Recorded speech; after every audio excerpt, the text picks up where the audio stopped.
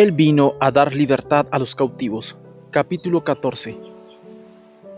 El espíritu humano en la brecha y el mundo espiritual.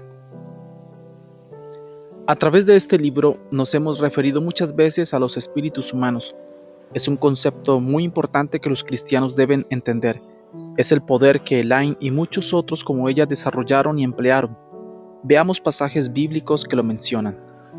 Y el Dios de paz os santifique en todo, para que vuestro espíritu, alma y cuerpo sea guardado entero sin reprensión, para la venida de nuestro Señor Jesucristo.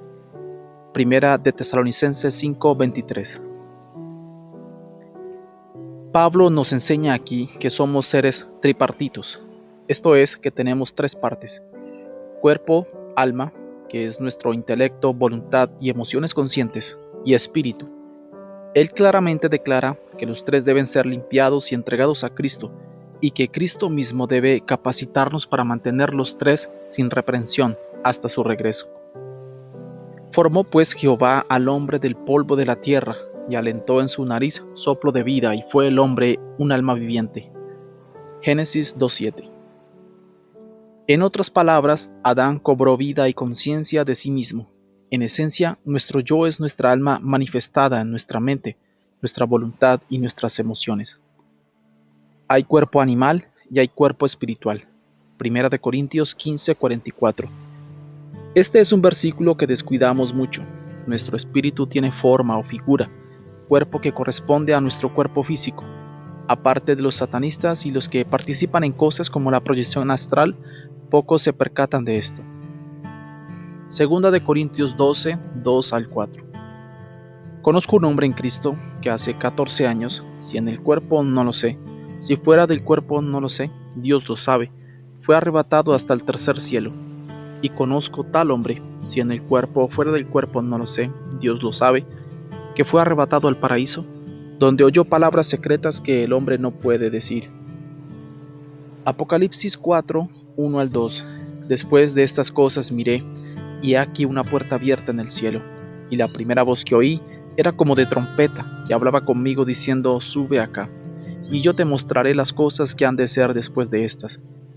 Y luego yo fui en espíritu, y he aquí un trono que estaba puesto en el cielo, y sobre el trono estaba uno sentado. Estos y otros pasajes hablan de una experiencia que se percibe en el espíritu de la persona, y es que el cuerpo espiritual estaba separado del cuerpo físico.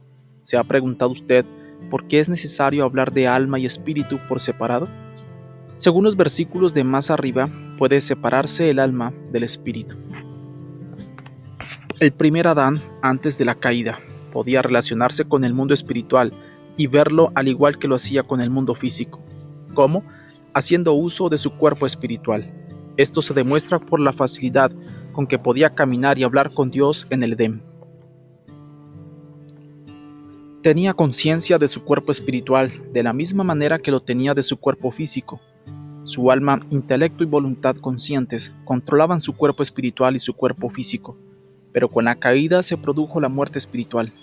Adán y sus descendientes dejaron de tener conciencia de su cuerpo espiritual y no podían tener con Dios la misma comunión que habían tenido antes.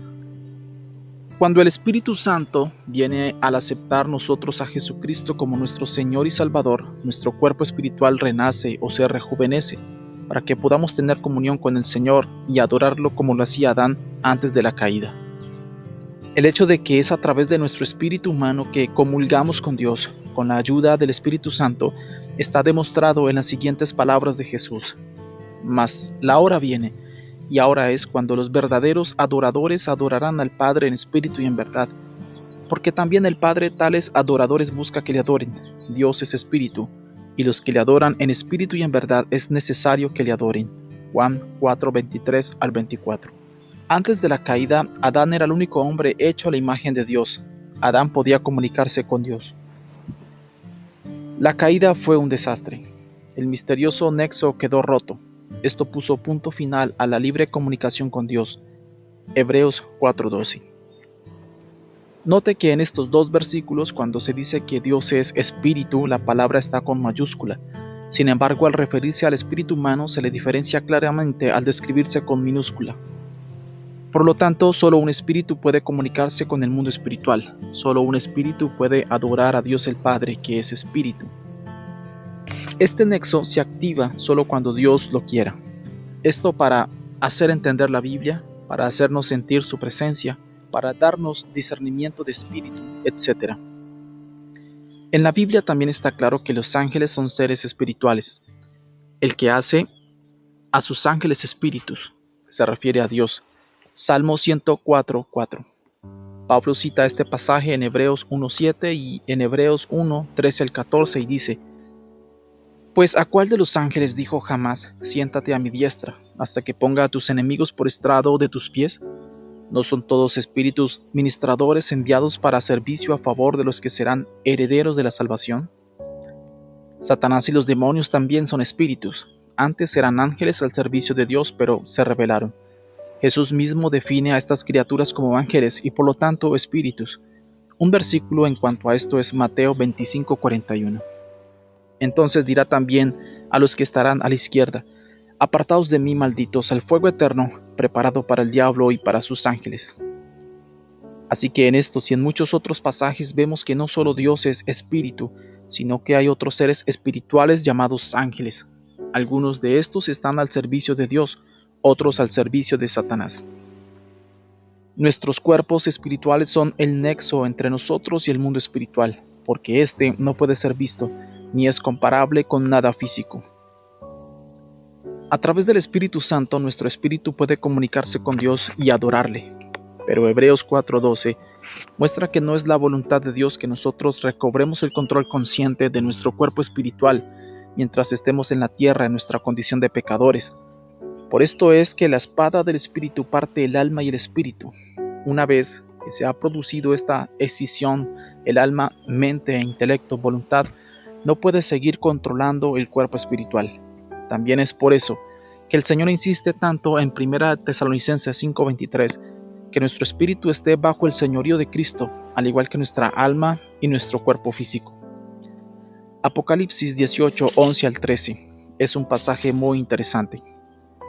Refiriéndose a la caída de Babilonia dice: Y los mercaderes de la tierra lloran y se lamentan sobre ella, porque ninguno compra más sus mercaderías, de ovejas y de caballos y de carros y de siervos y de almas de hombres. ¿Por qué la diferencia entre cuerpos, siervos y almas de hombres? Porque hay una fenomenal cantidad de poder e inteligencia en los cuerpos espirituales humanos, especialmente cuando esos cuerpos espirituales están bajo el control del alma. Satanás ha estado trabajando constantemente a través de las edades desde la caída de Adán para utilizar los cuerpos espirituales para sus planes perversos. El cuerpo físico humano es débil y de muy poca utilidad para Satanás, pero el cuerpo espiritual, bajo el control consciente del alma, es muy diferente. La meta de Satanás es enseñar a los humanos a recobrar el control consciente de sus cuerpos espirituales. Muchos lo hacen. Una vez que se logra, la persona puede percibir el mundo espiritual con tanta facilidad como el mundo físico. Pueden hablar con los demonios, abandonar el cuerpo físico con el cuerpo espiritual y en plena conciencia ir a diferentes lugares y hacer cosas con lo que para el hombre promedio es poder sobrenatural. Con sus cuerpos espirituales, sin estar presentes físicamente, los brujos y brujas nos sacaban a Elaine y a mí de la cama y nos lanzaban por el cuarto, etc. No podíamos verlos porque nuestros ojos físicos no pueden percibir el mundo espiritual. Dios no quiere que su pueblo controle sus cuerpos espirituales de esa manera. Si lo hiciéramos, no solo estaríamos expuestos a terribles tentaciones, sino que no tendríamos que depender tanto de Él y estaríamos constantemente conscientes de Satanás y su reino. Hay un tipo de demonio que suele autodenominarse demonio de poder, que al parecer proporciona el pegamento para que se establezca el nexo entre el alma y el cuerpo espiritual y la persona pueda tomar control consciente de su cuerpo espiritual. La imaginación es puente básico para desarrollar el nexo entre el alma y el espíritu. Por eso es tan importante que llevemos cautivo todo pensamiento a la obediencia a Cristo. 2 Corintios 10, 3 al 5. Un buen ejemplo de la imaginación como nexo con el mundo espiritual lo hallamos en los juegos de fantasías ocultistas. En cuanto a liberaciones, si le aclaramos a la persona que solicita ser liberada y que ha andado en el ocultismo, que le pediremos al Señor que el primer demonio que eche fuera sea el demonio de poder. Si alguien no está bien determinado a alcanzar la liberación o si está tratando de engañarnos, inmediatamente se retractará al enterarse de que al sacarle ese demonio, perderá instantáneamente la capacidad de utilizar su cuerpo espiritual. También he descubierto que esto es algo que se descuida mucho al echar fuera demonios. Frecuentemente esta puerta queda abierta. La consecuencia es mucho sufrimiento, pues Satanás y los demonios continuarán molestando a la persona. Si la persona que es atormentada simplemente ora y le pide al Señor que quite de ella la capacidad de percibir el mundo espiritual y le pide al Señor que separe su alma y su espíritu, como en Hebreos 4:12, sentirá un tremendo alivio del tormento del mundo espiritual perverso. Después de esto, la persona percibirá el mundo espiritual solo cuando el Señor quiera darle tal percepción. Su espíritu estará desde ese momento totalmente bajo el señorío de Jesucristo. Los cristianos tenemos también que ser muy cuidadosos de pedirle al Señor que tome el control absoluto de nuestro espíritu. Muchos cristianos caen en la trampa de aprender a controlar el espíritu. He oído a muchos decir, yo medito hasta que alcance una experiencia espiritual o hasta que experimente a Dios. Los cristianos tienen experiencias en el espíritu, visiones y revelaciones, pero estas están siempre bajo el control de nuestro Señor Jesucristo y nunca controladas ni iniciadas por la persona misma. Si un cristiano puede determinar cuándo tener experiencias espirituales, tendré que decirle que dudo mucho que tales experiencias provengan de Dios. Lo más probable es que provengan de Satanás. Demasiados cristianos piensan que tienen que dejar la mente en blanco para que el Espíritu Santo pueda hablar a través de ellos o controlarlos. La Biblia dice claramente que tenemos que cooperar activamente con el Espíritu Santo. Cada vez que dejamos la mente en blanco, lo más probable es que el Espíritu que hable a través de nosotros no sea el Espíritu Santo. Multitudes de cristianos están o han sido confundidos debido a su falta de conocimiento de los principios de Dios en cuanto al Espíritu. Muchas de las profecías de personas que dejan su mente en blanco pensando que se están poniendo bajo el control del Espíritu Santo son profecías demoníacas. Muchos cristianos son engañados y aceptan tales profecías porque el que profetiza sabe cosas en cuanto a sus vidas que piensan que solo Dios conoce. Olvidan que Satanás conoce cada detalle de nuestras vidas. Lo único que no conoce son nuestros pensamientos y las intenciones de nuestro corazón. Hay actualmente una enseñanza cada vez más generalizada entre los cristianos de Estados Unidos, que para mí es muy peligrosa. Esta es que nuestro hombre anímico debe estar sometido a nuestro hombre espiritual, porque una vez que el Espíritu Santo mora en nosotros, nuestro espíritu está sin pecado. Hay dos errores en esta enseñanza. Primero, que la única manera de colocar el alma bajo la autoridad del espíritu es establecer contacto consciente entre alma y espíritu. Eso es brujería pura. Primera de Pedro 1:22 dice, habiendo purificado vuestras almas por la obediencia a la verdad, mediante el espíritu, para el amor fraternal no fingido. Note que aquí, espíritu se escribe con mayúscula, porque se está refiriendo al Espíritu Santo. Nuestras almas son purificadas estando en sujeción y obediencia al Espíritu Santo, no a nuestro espíritu humano. En segundo lugar, Primera de Tesalonicenses 5:23 dice claramente que nuestro espíritu es propenso a caer en pecado, por lo que Jesucristo tiene que guardarlo irreprensible hasta su venida. La tarea de guardarlo es continua. Miremos el versículo otra vez. Y el mismo Dios de paz os santifique por completo, y todo vuestro ser, espíritu, alma y cuerpo, sea guardado irreprensible para la venida de nuestro Señor Jesucristo. Ciertamente, Primera de Juan 1:8-9 tampoco está de acuerdo con esta enseñanza. Dice, si dijéramos que no tenemos pecado, nos engañamos a nosotros mismos, y no hay verdad en nosotros. Si confesamos nuestros pecados, Él es fiel y justo para que nos perdone nuestros pecados y nos limpie de toda maldad. Note que según este versículo y los versículos que he podido encontrar, Dios no exime a nuestros espíritus de la vulnerabilidad de caer en pecado. El propósito de la decisión entre alma y espíritu es librar al espíritu de la influencia de los deseos naturales que tenemos en el alma. Si un cristiano anda en sumisión a Dios, no originará nada.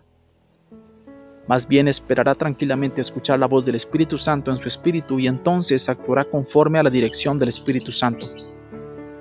Un cristiano que está en contacto consciente con su propio espíritu no esperará en sumisión a que el Espíritu Santo le hable.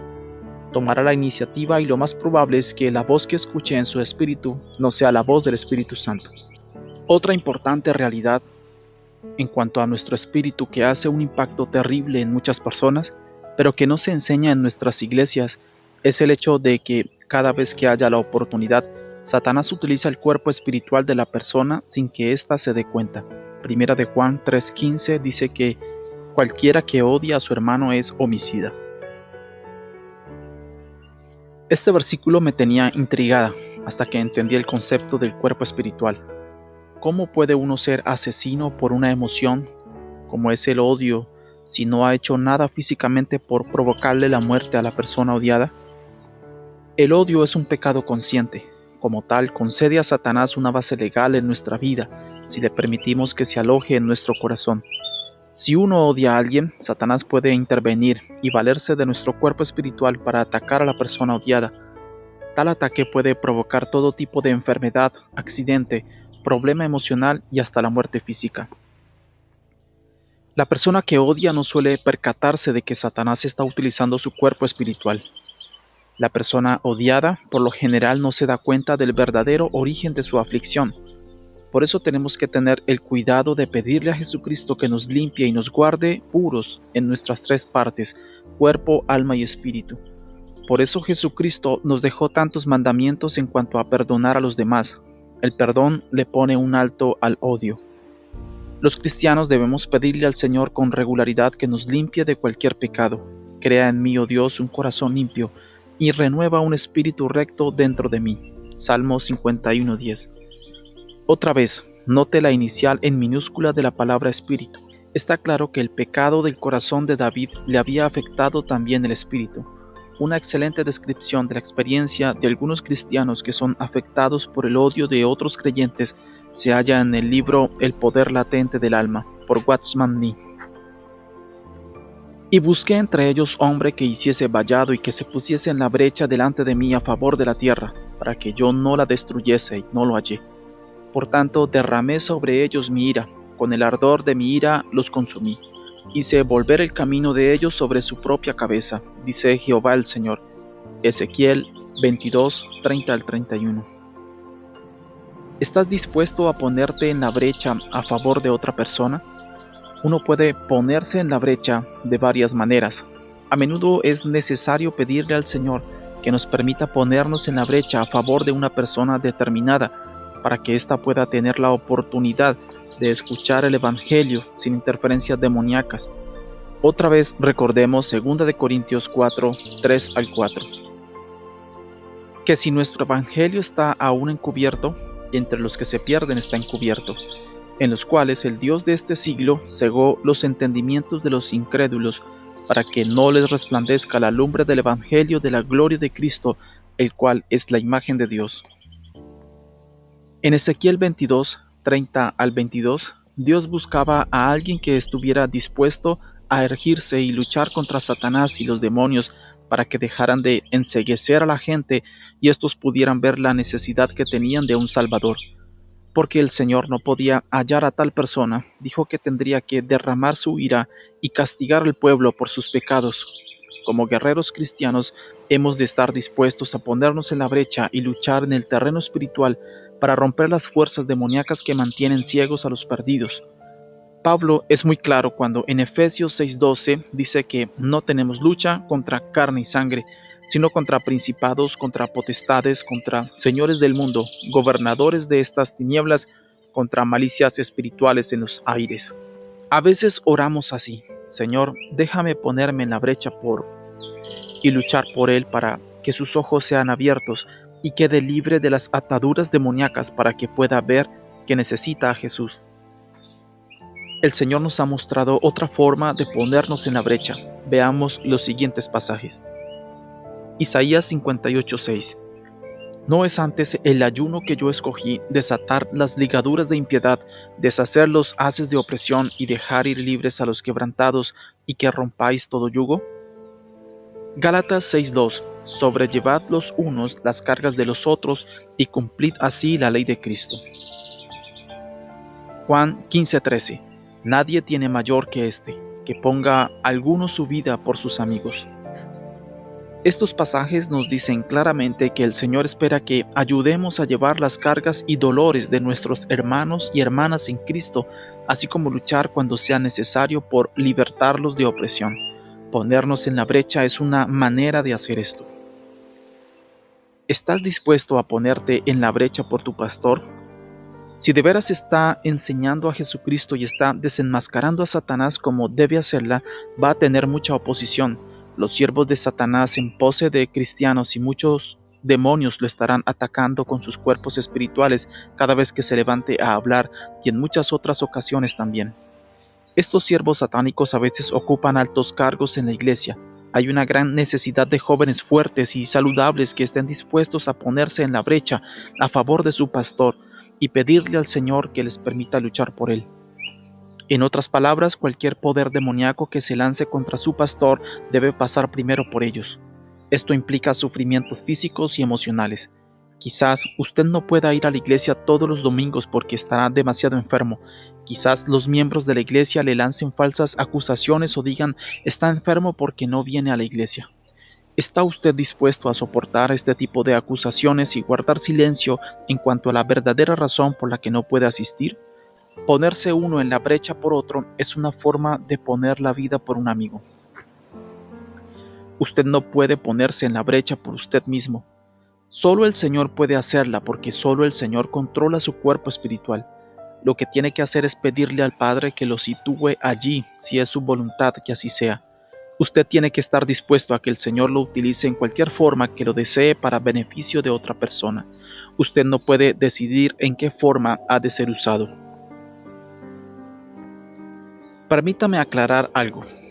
Rara vez estará consciente de que está en la brecha. Esto es porque el Señor tiene completo control de nuestro cuerpo espiritual. No vemos siempre el mundo espiritual como ocurre con el mundo físico. Solo en ocasiones especiales el Señor permite que los individuos vean el mundo espiritual y por lo general en vistazos breves. Uno sabe que está o que ha estado en la brecha solo cuando el Señor nos lo revela, o por los problemas que se nos presenten en nuestro cuerpo físico, lo que el Señor nos ha de confirmar si es el resultado de tener el cuerpo espiritual en la brecha. ¿Ha experimentado usted alguna vez que después de un periodo de oración intercesora se ha sentido totalmente agotado? Es porque mientras oraba con el cuerpo físico y la mente, Dios tomó su cuerpo espiritual y lo puso en combate con las fuerzas demoníacas contra las que ha estado orando en el campo de batalla del mundo espiritual. La fatiga que usted ha sentido es principalmente una reflexión de la tensión que su cuerpo espiritual experimentó. Las heridas que se reciben en el cuerpo espiritual a veces se manifiestan también con síntomas en el cuerpo físico. He llegado a comprender que nuestros cuerpos físicos están tan alterados por la embestida del pecado que solo pueden estar conscientes del mundo espiritual por un breve periodo sin sentirse en extremo débiles. Los brujos y brujas envejecen a paso acelerado, pagan un alto precio en su cuerpo físico por relacionarse con el mundo espiritual con la frecuencia con que lo hacen. Hay varias referencias interesantes en la Biblia que confirman esto. Algunas están en el libro de Daniel. Por ejemplo, en Daniel 8, Daniel comienza diciendo que ha tenido una visión donde vio el mundo espiritual y habló con el ángel Gabriel. Al final de la experiencia con el mundo espiritual dice, y solo yo, Daniel, vi aquella visión, y no la vieron los hombres que estaban conmigo, sino que cayó sobre ellos un gran temor y huyeron, y se escondieron. Quedé pues yo solo, y vi esta gran visión, y no quedó en mi esfuerzo, antes mi fuerza se me trocó en desmayo, sin retener vigor alguno. Pero oí la voz de sus palabras, y oyendo la voz de sus palabras estaba yo adormecido sobre mi rostro en tierra, y he aquí una mano me tocó, e hizo que me moviese sobre mis rodillas, y sobre las palmas de mis manos, y me dijo, Daniel, varón de deseos, está atento a las palabras que te hablaré, y levántate sobre tus pies, porque a ti he sido enviado ahora.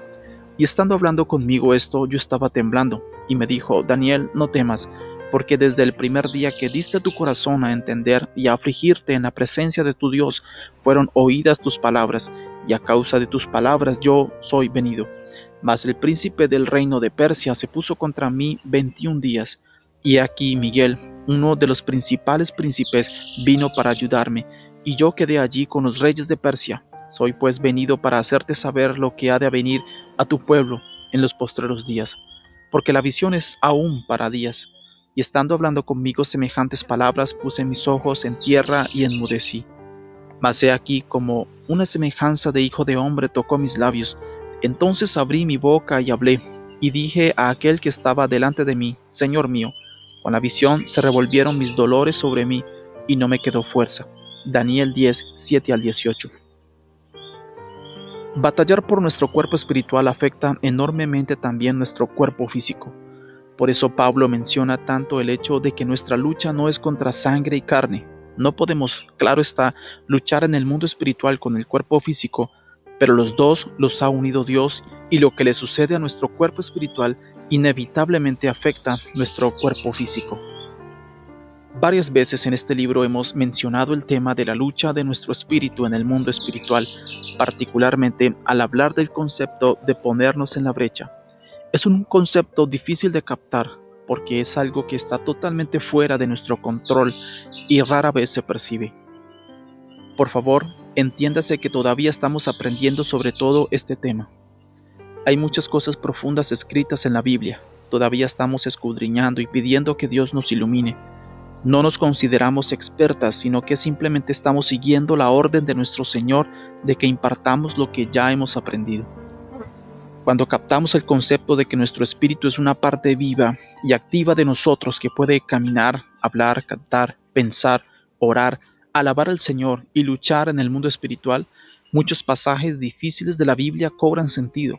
Por ejemplo, si durante una gran porción del día tenemos que dedicar nuestra energía mental y física a la tarea de ser justos y ganarnos la vida, de cuidar de la familia, etc., ¿cómo es posible cumplir con los siguientes versículos? Por lo cual también nosotros damos gracias a Dios sin cesar. Primera de Tesalonicenses 2:13.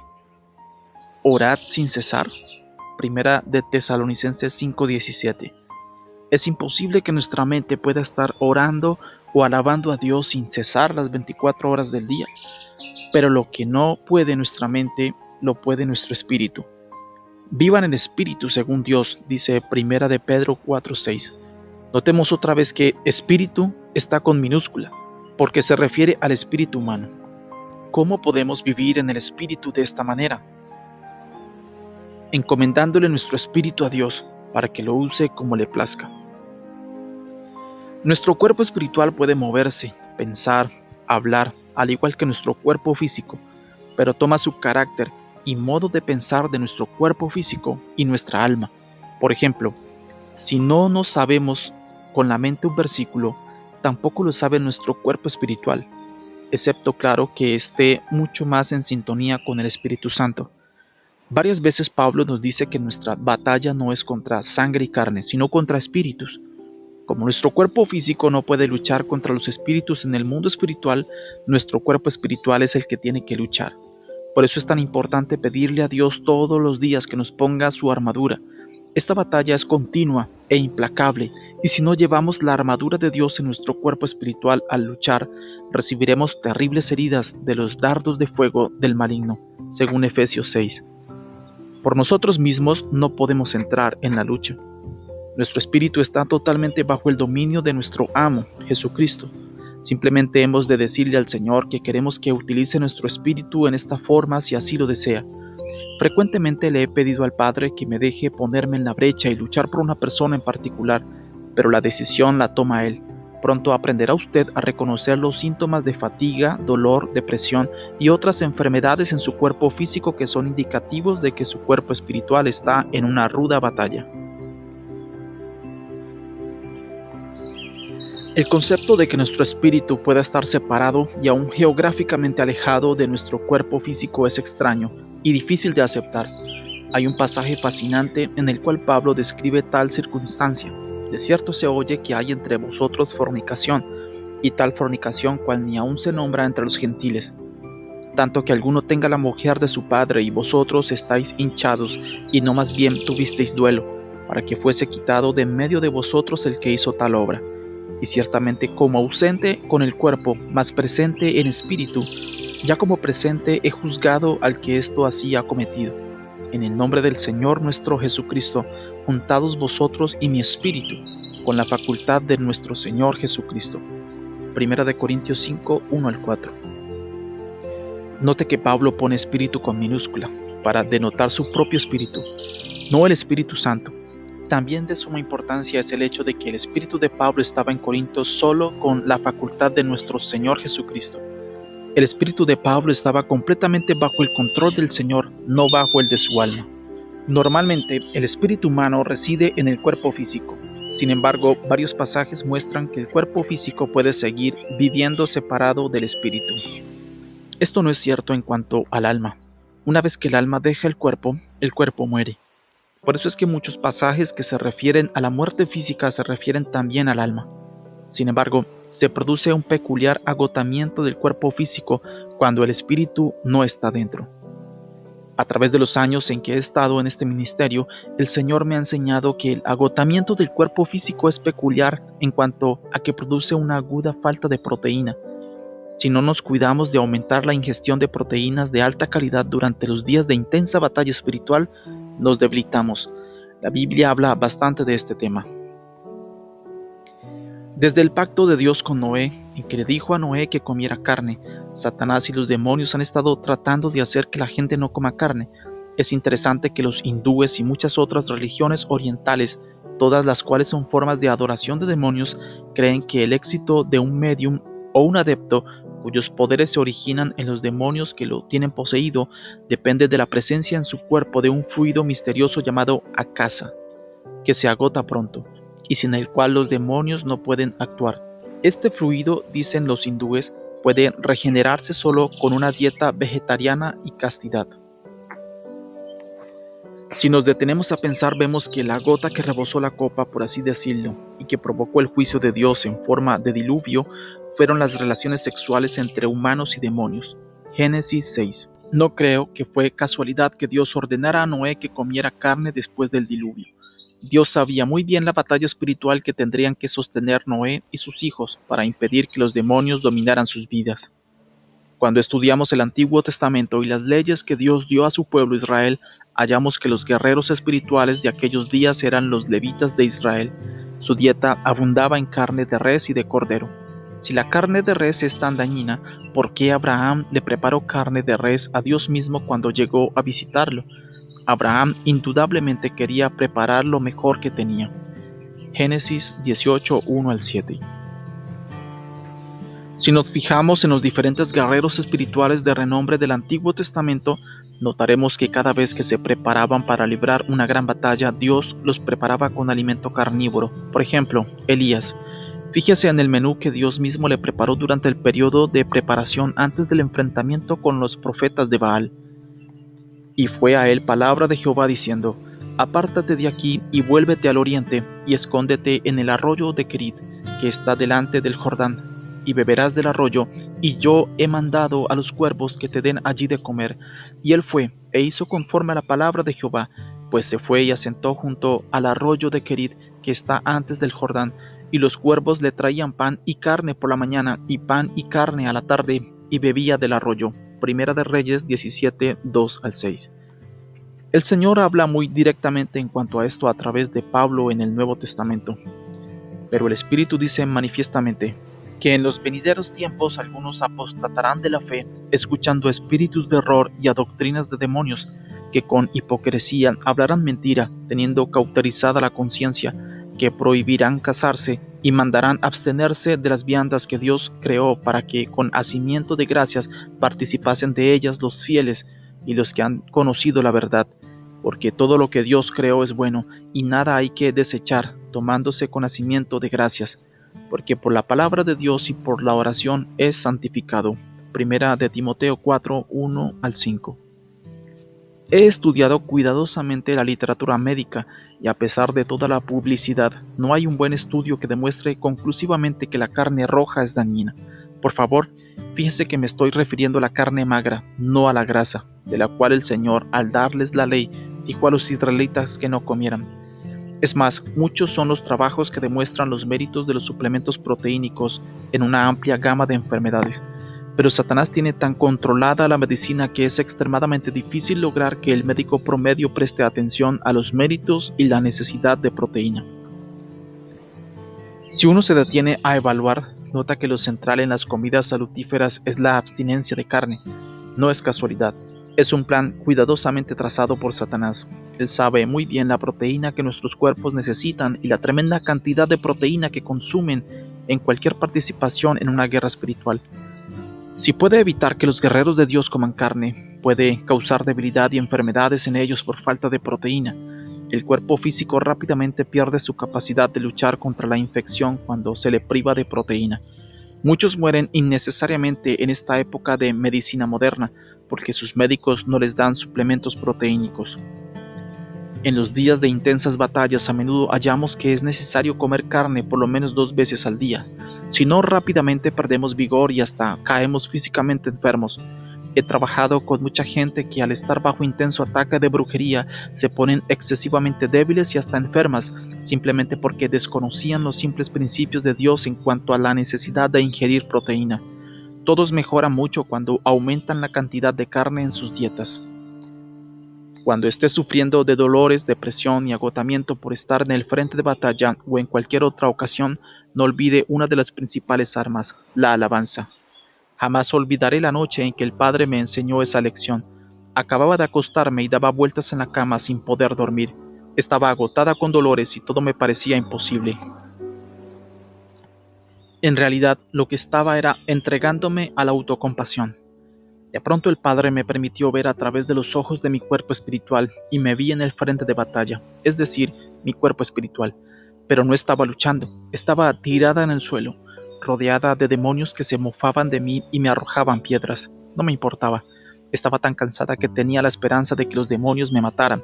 No quería vivir, no había hacia dónde correr, ni manera alguna de escapar de la situación, excepto ergirme y luchar, pero en aquel momento estaba demasiado cansada y deprimida para hacerlo. No sé cuánto sabía Elaine de lo que estaba sucediendo, pero sé que, en respuesta a una orden del padre, entró en el cuarto y puso un cassette de música cristiana. No estaba con ánimo de oír música, y menos aquel cassette de himnos de alabanza que Elaine escogió. Elaine no me dijo nada, simplemente se sentó a oír la música. Suave y persistentemente el Espíritu Santo me fue mostrando que mal hacía en entregarme a la autocompasión. Una vez más me maravillé de cuán tierno y amoroso es el Señor cuando fallamos y caemos. No puede sino corresponder a ese gran amor. Así que comencé a cantar con mi cuerpo a la par de las grabaciones. En el mundo espiritual me puse de pie con dificultad y dije a los demonios que no importaba lo que hicieran, que iba a alabar a mi Señor por su indecible amor. Levanté la cabeza, las manos y los brazos al cielo y canté con el corazón lleno de amor, adoración y alabanza, en mi cuerpo físico y mi cuerpo espiritual a la vez. Al hacerlo, de repente, en el mundo espiritual, una brillante luz blanca me rodeó. Vi a todos los demonios caer de bruces en el suelo y luego uno por uno se fueron escabullendo hacia la oscuridad. Satanás y los demonios no soportan la alabanza al Señor. Estoy segura de que fue por eso que Pablo escribió ese muy debatido versículo de Primera de Tesalonicenses 5:18. Dad gracias en todo. Fíjese que dice en todo, no por todo. Mientras peor es la circunstancia, más seguros debemos estar de que Satanás y los demonios nos circundan. Cuando alabamos al Señor, Satanás, que es la causa de nuestros problemas, pierde fuerza enseguida y nosotros ganamos muchas bendiciones. Cuando luche en el terreno espiritual, recuerde que toda arma y táctica que menciona la Biblia está a nuestra disposición. Los salmos son específicamente útiles. No olvide pedirle al Padre que ponga sus pies sobre la roca, que es Jesús, y sus espaldas contra la roca. El Señor le mostrará y enseñará paso a paso lo que tiene que saber. ¿Está usted dispuesto a servir al Señor de esta manera?